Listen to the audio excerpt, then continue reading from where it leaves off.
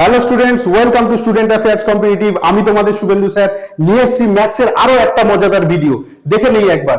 দেখো 1/2, 1/4, 1/8 এরকম করে ডবল হয়েছে। এই ধরনের অঙ্কগুলো কিন্তু প্রায় পরীক্ষায় চলে আসে। তাই এই অঙ্কগুলোকে কিভাবে আমরা খুব অল্প সময়ের মধ্যে করব একবার দেখে নেই। দেখো এই ধরনের আরো কয়েকটা উদাহরণ আমি রেখেছি।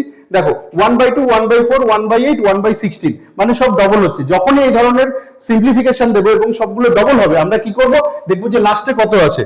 তাহলে বন্ধুরা দেখো লাস্টে কত আছে, দেখো লাস্টে রয়েছে কত, 16 রয়েছে। তাহলে সবার আগে কি করব, আমরা নিচে 16 লিখব এবং তারপর কি করব, উপরে লিখব 16 এর থেকে 1 কম অর্থাৎ 15।